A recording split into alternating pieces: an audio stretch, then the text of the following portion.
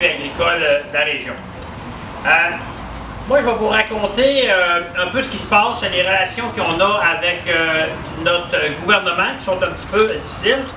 Après 2 ans au pouvoir du gouvernement libéral de M. Philippe Couillard, il y a quelques semaines, on soulignait la mi-mandat, on célébrait la mi-mandat du gouvernement de M. Philippe Couillard.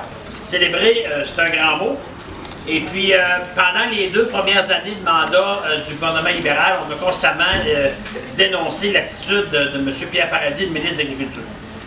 Pendant les 18 premiers mois, il ne se passait absolument rien. Il fallait attendre le rapport de la commission sur la révision des programmes de Mme Robillard. Il fallait attendre le rapport de la table sur la sécurité du revenu.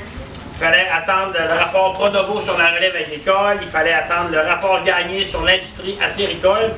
Il fallait attendre le rapport de la CAPERM. Il fallait toujours attendre après un rapport. Dans les derniers mois, on a commencé à sentir où le ministre Pierre Paradis s'en allait et on s'est vite ennuyé du bout où il ne faisait rien. Parce que quand il a sorti le rapport Gagné ce printemps, où est-ce que c'est qu'il y avait des indicateurs de pouvoir mettre en péril la mise en marché collective, on était vraiment inquiets. Et puis, Pierre Paradis a également choisi le modèle d'agriculture qui serait bon pour les Québécois. Un modèle à 2 niveaux. Premier niveau, la grande industrie, les multinationales, l'intégration vont s'occuper de la production de masse. Deuxième niveau, l'agriculture de proximité. L'agriculture qui va exister qu'à proximité des grandes villes. Ici, aujourd'hui, on a un bel exemple d'un marché public, mais pour les producteurs qui sont dans les plus éloignés, c'est toujours plus difficile d'avoir accès à ces marchés-là.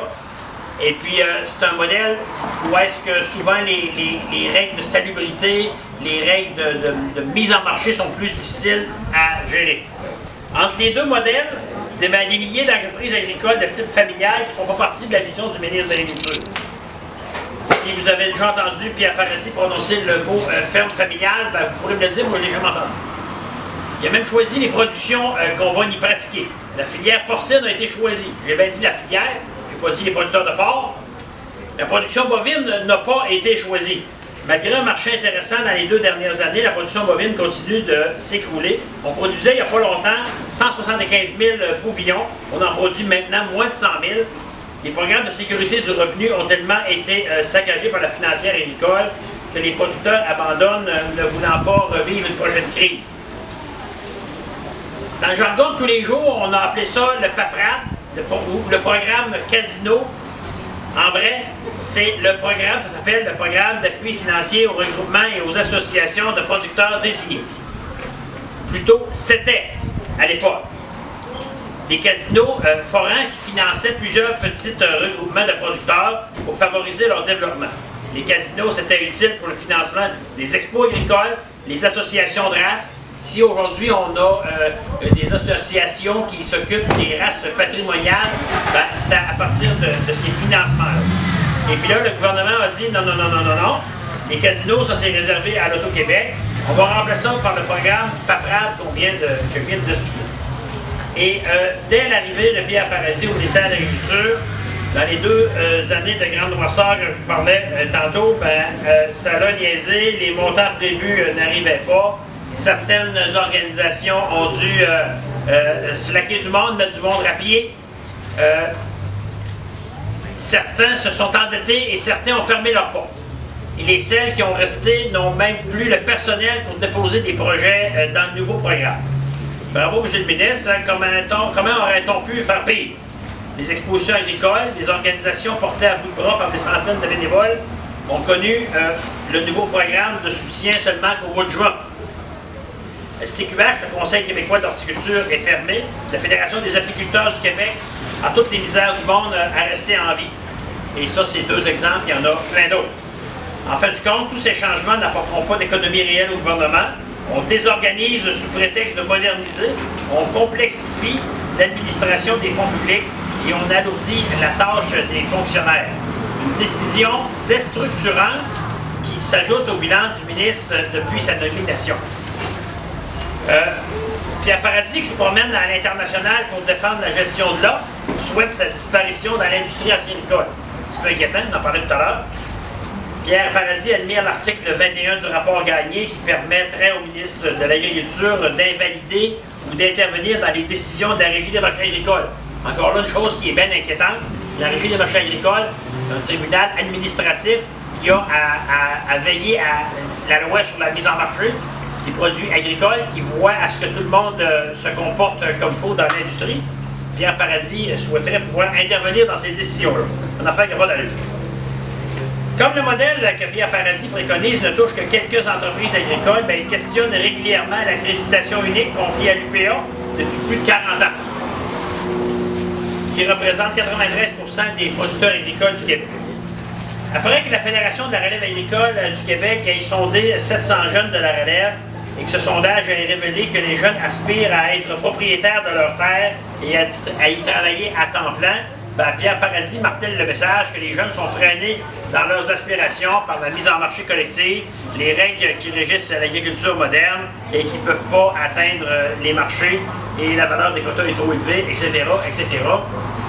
Et puis là, c'est là qu'il a demandé à son bon ami, M. Pronovo, d'enquêter sur ce que les jeunes souhaitaient.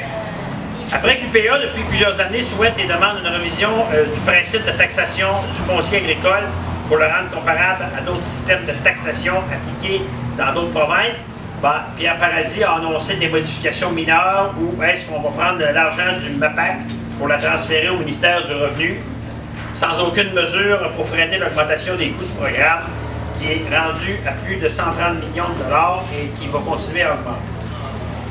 Le ministre Paradis, dans son attitude à ne rien améliorer de ce qui va mal et à de vouloir scraper ce qui va bien, il y a aussi le support aux producteurs de céréales qui sont remis en question. On l'a vu l'annonce il y a quelques semaines, où est-ce que les productions de maïs et de soya vont être sorties du programme d'assurance et stabilisation des revenus agricoles.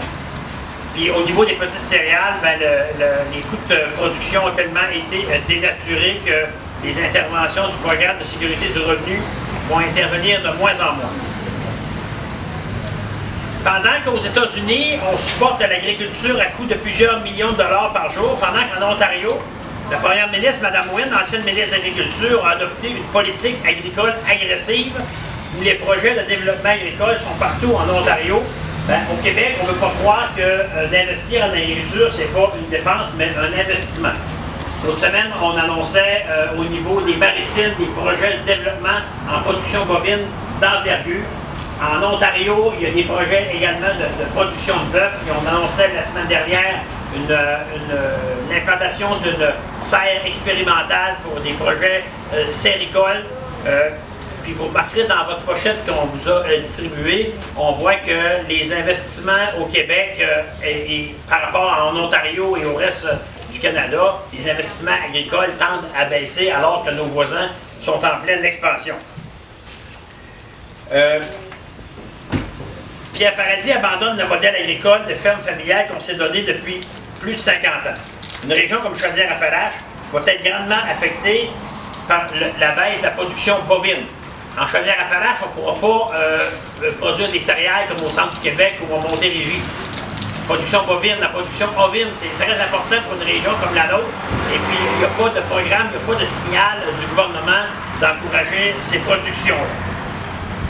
Aujourd'hui, on partage cette activité-là avec vous tous, les élus municipaux, les gens du milieu, pour que vous puissiez également, quand vous rencontrez vos députés, faire des pressions sur l'attitude du ministre de l'Agriculture au niveau agricole, qui fait en sorte que s'il n'y a pas de redressement rapidement, après 4 ans du gouvernement de M. Couillard, ben, le Québec agricole va avoir pris un retard considérable. Ça, ben, c'est bien inquiétant. C'est un peu ça que j'avais à vous dire aujourd'hui.